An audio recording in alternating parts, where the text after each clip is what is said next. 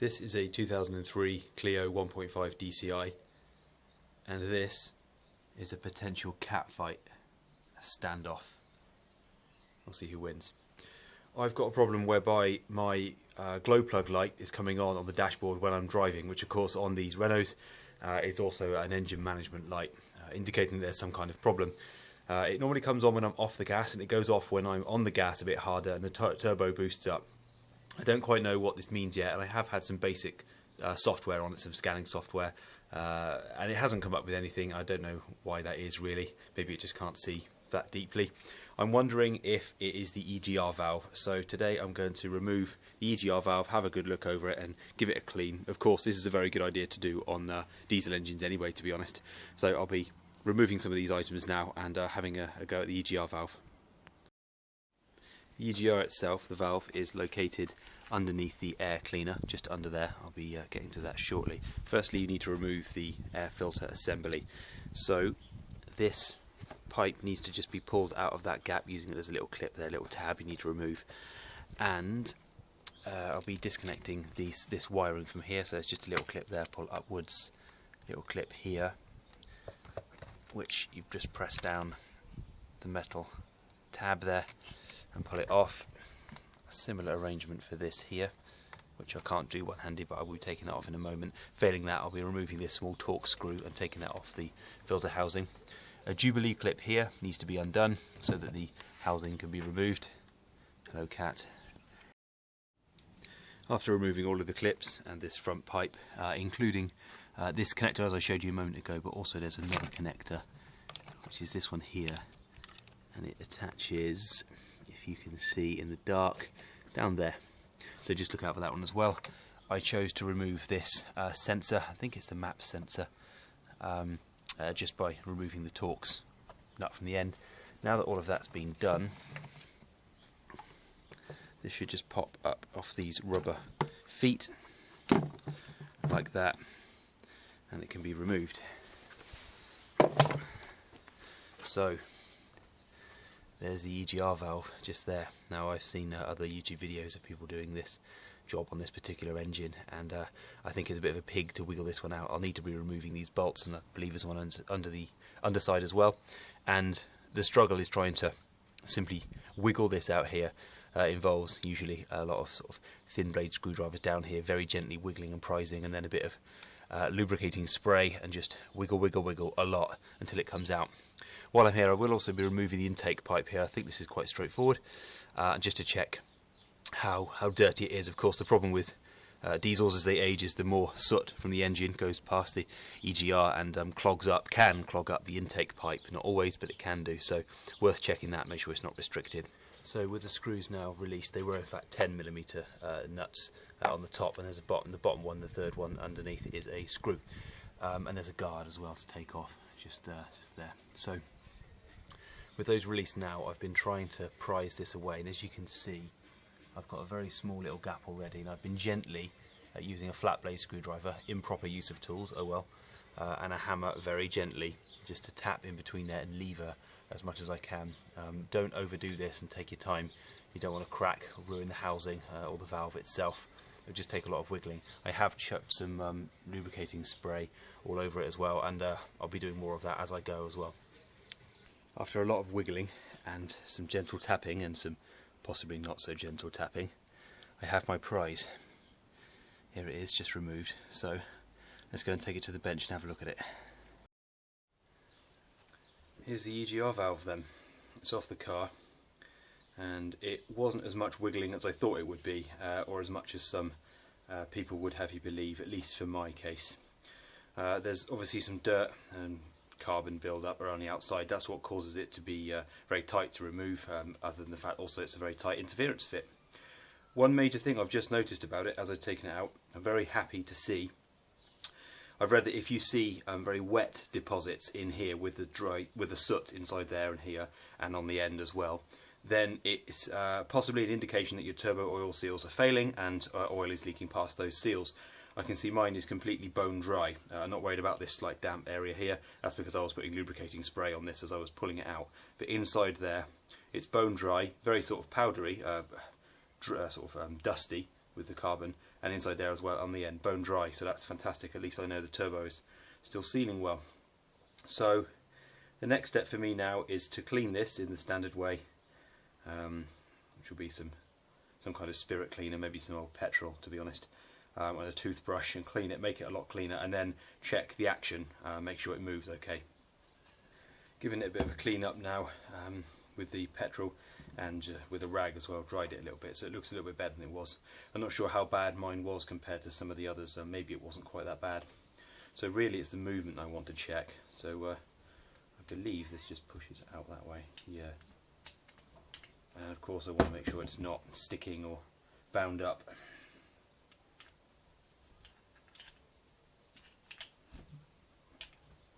Seems like there's definitely some resistance there actually. It seems to want to stop there. Having a quick check online, it seems that the movement I had before, only out to about there, is actually quite normal, so that's fine. And splitting it apart looks like it's probably a good idea, so I've just gently clamped this end in the vise and very gently used a thin flat blade screwdriver to tap down between them to try and release one part from another, which hopefully should now release, or not.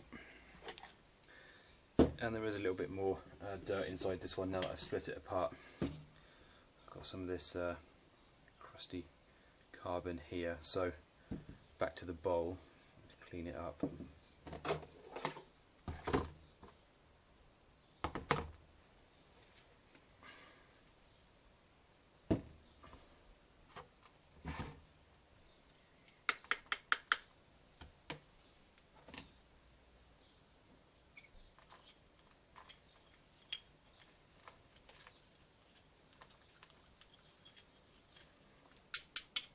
Wow, look at that. I'm sure that's not good for it.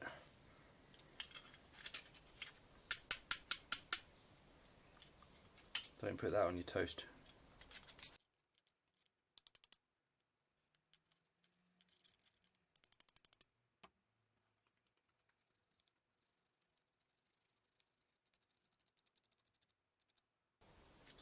Looks like there's a slight lowered section there in the casting, probably for you to drive something down to split these apart. They're held in by dowels on that part. As you can see, one still remains there. And there actually.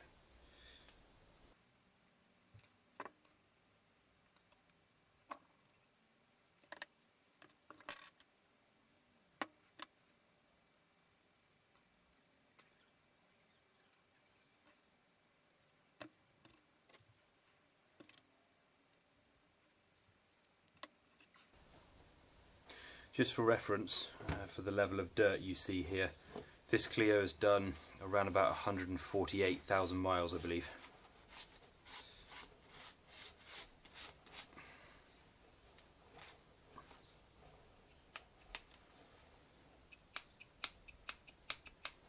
That's smooth action in there, which is nice. That doesn't tell me whether or not the unit works though.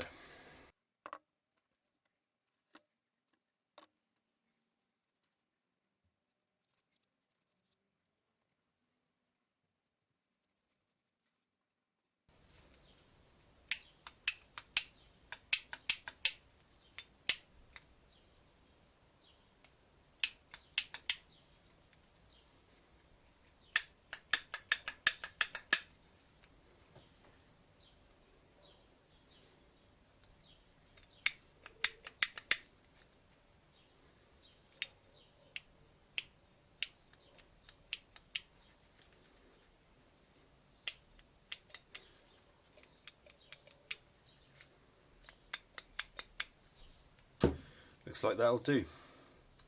I'll reassemble this now, fit it back to the car, and I will also be taking off that intake pipe as well and just cleaning that out.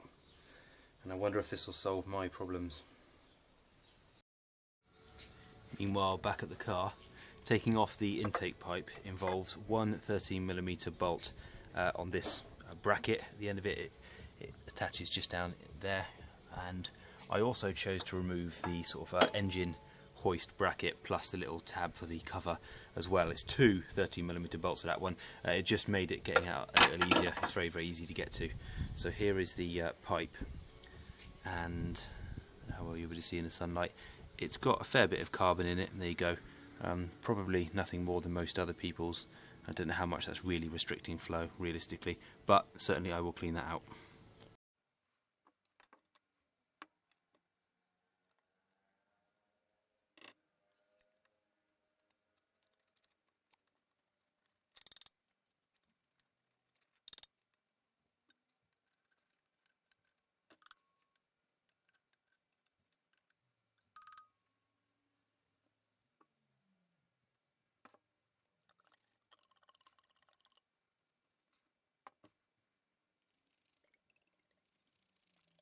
Shit.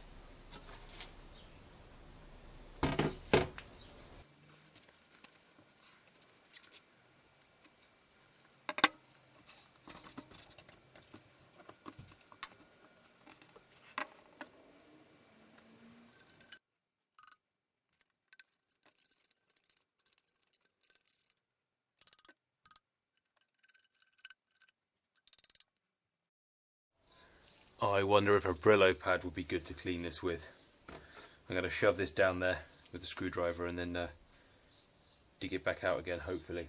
Hopefully I won't leave any parts inside there to go inside the engine.